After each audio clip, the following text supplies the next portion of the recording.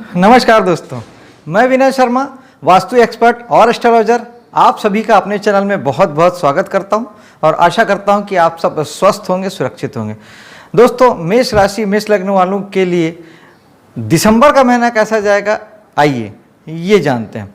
दोस्तों, इस महीने आप काफ़ी ज़िद्दी होने वाले हैं, क्योंकि अभी आप पे जो प्रभाव है ना, वो आपको काफ़ी एक्टिव बनाता है, और एक्टिव तो मंगल भी बनाते हैं, लेकिन आपको इस वक्त एक्टिवनेस जिद की हद तक जाने वाली है।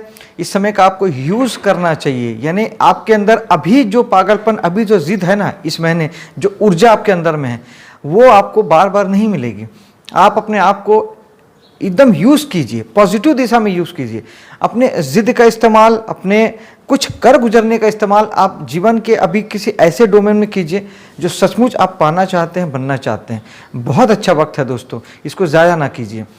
धन के लिए भी अगर बात करें तो धन के भाव में मंगल का बैठना इसी बात को इंडिकेट करता है कि मंगल वैसे भी साहस देते हैं, पराक्रम देते हैं, और लग्नेश मंगल हैं, तब तो फिर बात ही क्या है। यानी आपकी पूरी ऊर्जा, अब पूरी एनर्जी आपकी इस समय धन कमाने के लिए ही लगने वाली है, और ये एक प्रकार से बहुत अच्छी बात है कि आप अपनी ऊर्जा का प्रयोग धन कमाने के लिए करेंगे।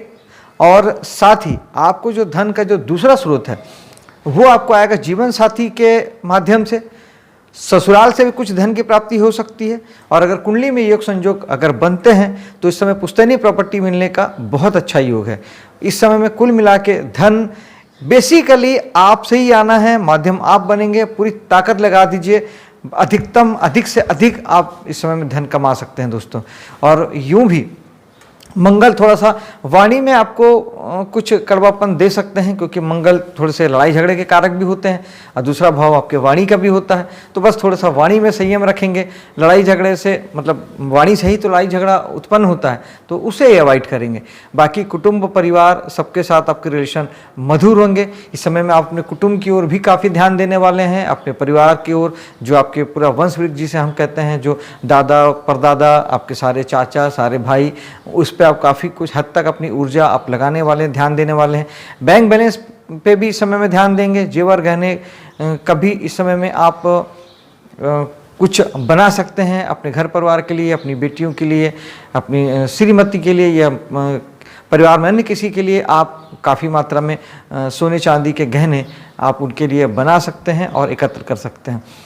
तीसरे भाव की अगर बात करते हैं, जो कि पराक्रम और साहस का भाव है, तो इस समय में आपकी जो साहस और पराक्रम है, कुछ हद तक आप अपने पिता के ऊपर ध्यान देने वाले हैं। पिता पे आप काफ़ी फोकस करेंगे, कुछ ऐसा काम आप करेंगे, कुछ ऐसी बातें आप करेंगे, आपका साहस और पराक्रम या एफर्ट यानी आपके प्रयास कुछ इस दिशा में लगेंगे जो आपके लिए भाग्य बनाने वाला साबित होंगे, भाग्यवर्धक साबित होंगे। तो मतलब आप कुछ ऐसा करेंगे जो आपके लिए आगे चल के आपके लिए आपका भाग्य का निर्माण करेगा। धार्मिक बातों में या धार्मिक चीज़ों में भी आपका रुझान हो सकता है। धार्मिक गतिविधियों में आप काफ़ी हद तक जुड़ सकते हैं, पूजा पाठ आदि में, धार्मिक यात्राओं में, या किसी प्रकार के उपदेश आदि में। विशेष तौर पे गुरुओं को सानिध्य में आप रह सकते हैं, किसी गुरु से आशीर्वाद ले सकते हैं, और काफ़ी समय इस महीने आप गुरुओं के साथ में आप बिता सकते हैं। कहीं आना जाना आपका हो सकता है, किसी धार्मिक संस्था द्वारा कुछ काम आप संचालित कर सकते हैं। अगर आप पूजा पाठ आदि से जुड़े हैं तो वहाँ पे आपकी वाणी इस समय में ज़बरदस्त आपका प्रचार प्रसार करेगी, और आपकी वाणी की एक पहचान बनेगी कि आप कितना बेहतरीन आप बोलते हैं, कितना अच्छा आप उपदेश देते हैं। ये समय ये आपकी पहचान बनाने का हो जाएगा दोस्तों। बात अगर आपके वाहन, मकान और घर के सुख शांति की करें, यानी चौथे भाव की बात करें, तो इस समय में शुभता ही शुभता है। आप निश्चित ही मकान का निर्माण भी कर सकते हैं। आपको कोई पुराना मकान का रिनोवेशन आपका किया जा सकता है। नया वाहन आप ले सकते हैं, या पुराने वाहन को रिनोवेट कर सकते हैं। परिवार में भी सुख शांति बनी रहेगी। और आप अपने विशेष तौर पे अगर आप राजनीति से जुड़े हैं तो उस स्थिति में चौथा भाव राज सिंहासन का हो जाता है। तो ये समय है जो आपको राज सिंहासन दिला सकता है, यानी आप किसी प्रकार के दायित्व से जुड़ सकते हैं, किसी प्रकार का पद आपको मिल सकता है, और इस समय का यूज़ आपको करना चाहिए। आम जनता का भाव भी चौथा भाव होता है, तो आम जनता भी आपके समर्थन में इस समय में आ सकती है। और आप अगर राजनीतिक रूप से अगर कुछ कार्य करते हैं तो निश्चित ही आपको आम जनता का आपको सहयोग मिलेगा, समर्थन मिलेगा और आप उसके माध्यम से ही हो सकता है कि आप राज सिंहासन पर आप बैठ जाएं। पंचम भाव की बात करते हैं तो पंचम भाव यानी संतान, तो संतान के लिए तो पूरा महीना अच्छा है, वो जीवन में उन्नति करेगी, तरक्की करेगी और अपने हर काम में वो आगे बढ़ेगी, उन्हें कहीं किसी प्रकार की कोई दिक्कत नहीं है। आपको शुरू के 15 दिन संतान से थोड़े से तनाव हो सकते हैं, किसी प्रकार की चिंता उनको लेके आपको हो सकता है, क्योंकि यहाँ के स्वामी सूर्य हैं जो कि अष्टम में चले जाते हैं पहले 15 दिन। उसके बाद वही सूर्य 16 तारीख से फिर आपके भाग्य में चले जाएंगे, तो फिर यही संतान आपके लिए भाग्यवर्धक हो जाएगी, शुभ हो जाएगी, पॉजिटिव हो जाएगी और आपको जीवन में आगे बढ़ने में सहायता करेगी।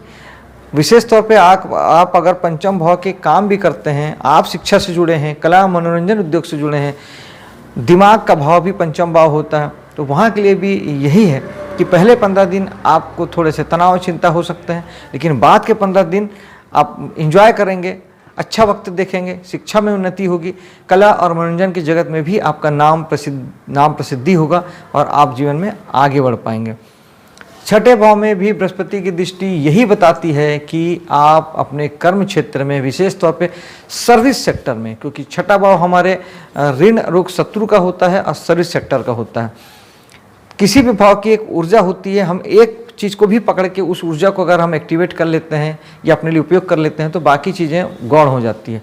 आप अगर छठे भाव के काम करते हैं, अगर आप सर्विस सेक्टर में हैं, प्राइवेट या सरकारी नौकरी करते हैं, कंसल्टेंसी देते हैं, किसी प्रकार के मैकेनिकल काम, शारीरिक काम के, दिमागी काम के माध्यम से आप सेवा दे के उसके बाद में पैसा लेते हैं, तो फिर ये जो आपका छठा भाव है ये आपके लिए बढ़िया काम करेगा। बृहस्पति सारे कामों को बढ़ा देंगे। अगर आप यहाँ के काम नहीं करते हैं, केवल उस स्थिति में फिर बृहस्पति किसको बढ़ाएंगे? बृहस्पति ऋण रोग शत्रु को बढ़ाएंगे, इन्हें कर्जा बढ़ाएंगे, शत्रुता बढ़ाएंगे और रोग बढ़ाएंगे। एक ही चीज़ बढ़ेगी, सब चीज़ एक साथ नहीं होती दोस्तों। किसी एक चीज़ को आप बहुत गहरे से अनुभव कर पाएंगे कि मेरा कर्ज बढ़ रहा है या मेरी शत्रुता बढ़ रही है या मेरा रोग बढ़ रहा है, ऐसा कुछ भी होता है तो बृहस्पति का उपाय जरूर से कीजिएगा। बृहस्पति के लिए येलो कलर यानी पीले कलर की चीज़ों का दान, यानी पीली हल्दी, पीले कपड़े, पीले फल, चने की दाल, इस तरह की चीज़ों का अगर आप दान करते हैं, पूजा पाठ करते हैं, ओम गुरुवाय नमः एक माला जाप करते हैं और अच्छी तरीके से अगर आप मन में धार्मिक भावना रखते हैं तो आपको काफ़ी हद तक इसमें समाधान आपका हो जाता है और आपको किसी प्रकार की तकलीफ नहीं होती दोस्तों। सप्तम भाव की बात करते हैं, जीवन साथी या बिजनेस की भाव बात करते हैं, तो यहाँ पर आपको लगातार मैं यही सलाह देता आ रहा हूँ कि आपको ध्यान करना चाहिए, क्योंकि यहाँ पे केतु बैठे हुए हैं। केतु मन में विरक्ति की भावना पैदा करते हैं, अलगाव की भावना पैदा करते हैं, चीज़ों में चेंज लाते हैं और आपके मन को वहाँ से हटाते हैं। तो आपका बिजनेस छोड़ने या चेंज करने का मन बन सकता है, जीवन साथी के प्रति आपको निराशा हाथ लग सकती है और आपके मन में वैराग्य की भावना उत्पन्न हो सकती है। बेहतर होगा कि केतु के लिए आप मेडिटेशन करें, केला या नींबू का दान करें, उन्हीं वस्तुओं का दान कर सकते हैं जैसे छोटा कंबल या बैठने का आसन, और साथ ही गणपति जी की पूजा भी आपको काफ़ी राहत देती है। लेकिन सबसे अच्छा उपाय तो यही रहता है कि केतु के समय में आप अगर वर्तमान में आ जाते हैं, यानी सप्तम भाव के चीज़ों को लेके अगर आप प्रेजेंट में रहते हैं, ज़्यादा सोचते विचारते नहीं हैं, तो आपको उतनी तकलीफ नहीं आती, क्योंकि केतु सिर्फ पैर है, वो चाहते हैं कि आप सिर्फ चलें, आप किसी प्रकार के विचार ना करें, यानी आप राहु ना बने। तो इसलिए बेहतर होगा कि अगर आप बिजनेस वगैरह आप करते हैं, बिजनेस का पार्टनर आपका है, जीवन साथी के प्रति आप अगर जितना तटस्थ रहते हैं और वर्तमान में रहते हैं, कोई प्लानिंग नहीं करते, केवल अपने कर्म करते हैं और फल की चिंता नहीं करते, जो कृष्ण गीता में कहते हैं, तो फिर आपको कहीं कोई दिक्कत नहीं आती दोस्तों। अष्टम भाव की बात करें तो अष्टम भाव में सूर्य बैठे हैं पहले 15 दिन। आप अष्टम भाव के अगर काम करते हैं, विशेष तौर पे जितने खोजने ढूंढने वाले रहस्यपूर्ण जो काम होते हैं वो सब 8वें भाव के होते हैं। तो 8वें भाव के जब अगर काम करते हैं तो यहाँ सूर्य उन सारी चीज़ों में आपका मान सम्मान प्रसिद्धि देंगे, नाम प्रभुत्व बढ़ेगा, पद बढ़ेगा, आप उसे आगे बढ़ेंगे और आपकी पहचान बनेगी।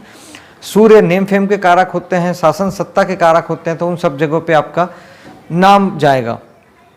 लेकिन आप 8वें भाव के काम अगर नहीं करते हैं, उस स्थिति में 8वां भाव रुकावट, बाधा, चिंता, परेशानी का भी हो सकता है।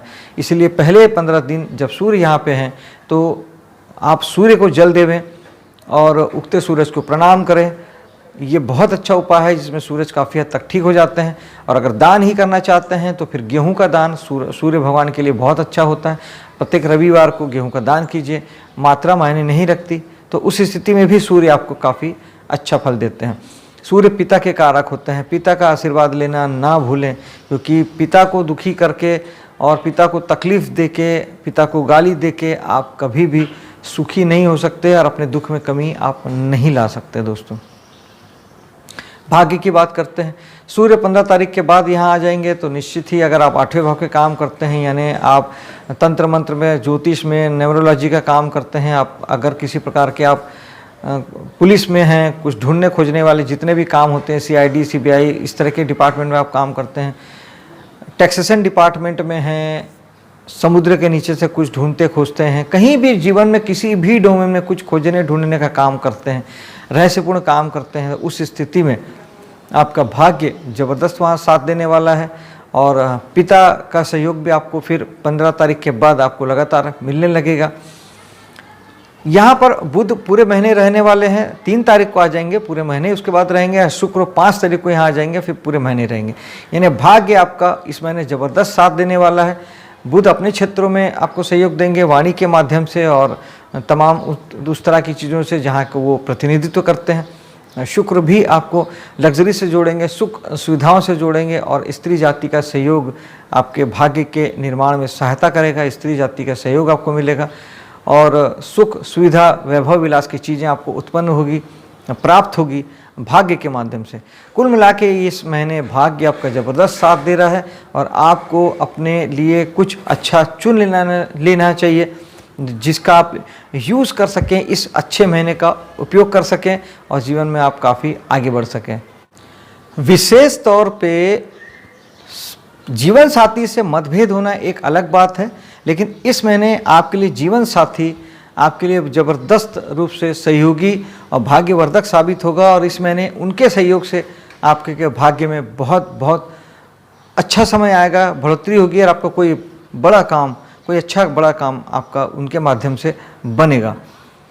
10वें भाव में शनि बैठे हुए हैं दोस्तों, और शनि बेसिकली कर्म के कारक हैं और शनि एक ही चीज़ आपसे चाहते हैं, हार्ड वर्किंग। बिल्डिंग बनाते हो, चाहे आप नौकरी करते हो, चाहे आप जीवन में किसी भी डोमेन में आप कोई भी काम करते हो, कर्म किसी भी प्रकार का हो, शनि बस हार्ड वर्किंग चाहते हैं, मेहनत चाहते हैं। आप जब भी आप ये महसूस कर सकते हैं कि जब भी आप ढीले होंगे, लापरवाह होंगे, काम के प्रति अपनी अवेयरनेस को छोड़ेंगे, जब अपनी जागरूकता को छोड़ेंगे, उस समय आपको तकलीफ तुरंत से आपको बढ़ जाएगी। शनि सब कुछ दे सकते हैं, मान सम्मान प्रसिद्धि पद, क्योंकि दशम के कारक हैं, लेकिन आपको हर हाल में यहाँ पर मेहनत करनी पड़ेगी। मेहनत करने का कोई दूसरा विकल्प, बहुत कोई शॉर्टकट नहीं है। ये शनि आपके 11वें भाव के स्वामी भी हैं, इच्छा पूर्ति के स्वामी, और इच्छा पूर्ति के स्वामी होके आपके दशम में बैठे हैं, यानी इच्छा पूर्ति भी आपके 10वें भाव से होगी। दोस्ती यारी समाज में स्थान भी आपके आपके कर्मों से बनेगा, क्योंकि एकादश भाव भी आपके कर्मों, दोस्तों यारों का है और आपके समाज का है, NGO वगैरह का है। तो ये सारे काम भी आपके करने से, हार्ड वर्किंग से ही मेंटेन होंगे, क्योंकि चूँकि शनि दशम में आ जाते हैं तो वो यही बताते हैं कि वो सारे काम भी आपको मेहनत करना ही पड़ेगा, आपको हार्ड वर्कर होना पड़ेगा, तब आप इन सारी जगहों पर अपनी पहचान, नाम बना सकेंगे। 12वें भाव की काम बात करते हैं तो 12वां भाव जो होता है हमारे खर्च का होता है, और यहाँ पे बृहस्पति का बैठना, 12वां भाव विदेश को इंडिकेट करता है, हॉस्पिटल उद्योग को इंडिकेट करता है। अगर आप विदेश से जुड़े हैं, हॉस्पिटल उद्योग से जुड़े हैं, तब आपके लिए बहुत अच्छा वक्त है। किसी भी माध्यम से अगर आप विदेश से जुड़ के इनकम कमाते हैं तो आपकी इनकम भी बढ़ जाएगी, काम भी बढ़ेगा, आप जीवन में तरक्की करेंगे, बहुत अच्छा वक्त आप देखेंगे। लेकिन अगर आप विदेश से जुड़े हुए नहीं हैं, हॉस्पिटल उद्योग से जुड़े हुए नहीं हैं, उस स्थिति में ये भाव या तो खर्च का होता है या इन्वेस्टमेंट का होता है, क्योंकि इन्वेस्टमेंट भी खर्च होता है। एक्चुअली इन्वेस्टमेंट को हम इसके उपाय के तौर पर लेते हैं। आपके अगर खर्च ज़्यादा हो रहे हैं, आप इन्वेस्टमेंट करना शुरू कर दीजिए, किसी भी प्रकार के बैंक में FD कर दीजिए या बैंक में पैसे जमा करना शुरू कर दीजिए, कहीं इन्वेस्टमेंट करना शुरू कर दीजिए, आपको खर्च नहीं होगा। जो बिना वजह खर्च हो रहा है वो नहीं होगा। खर्च तो हम कर ही रहे हैं, लेकिन वो खर्च हम अपनी मर्जी से कर रहे हैं, जो कि हमें रिटर्न देगा बाद में। जबकि हमारा जो खर्च होता है वो अनावश्यक खर्च बस खर्च हो जाता है, वो हमको हमारे पास आता नहीं है। लेकिन बेसिकली चूँकि बृहस्पति शुभ ग्रह है, तो इसलिए ये तय बात है कि कि आप जो है पैसा शुभ कामों में खर्च करते हैं, लोगों की मदद करने में खर्च करते हैं, लोगों की सहायता करने में खर्च करते हैं और कहीं ना कहीं आप दुखी गरीब लोगों की परवाह करते हैं, चिंता करते हैं, लोगों की हेल्प करते हैं। ये बहुत अच्छी बात है दोस्तों। निश्चित ही आपको उसका फल भी मिलेगा और बृहस्पति की विशेषता है कि वो आपके हर हाल में शुभ दिशा में ही आपके पैसे खर्च कराएंगे, धर्म कर्म में, पूजा पाठ में, धार्मिक आस्था में और किसी मंदिर आदि में, गुरु के आदि माध्यम से कहीं ना कहीं सिर्फ शुभ डिपार्टमेंट में ही आपके पैसे खर्च होंगे। अपना ध्यान रखिएगा, आपके लिए महीना शुभ हो, सफल हो, इसी कामना के साथ अब मैं आपसे विदा लेता हूँ। मेरे वीडियो को लाइक और शेयर कीजिएगा, मेरे चैनल को सब्सक्राइब कीजिएगा। मिलता हूँ अगले वीडियो पे। जय हिंद।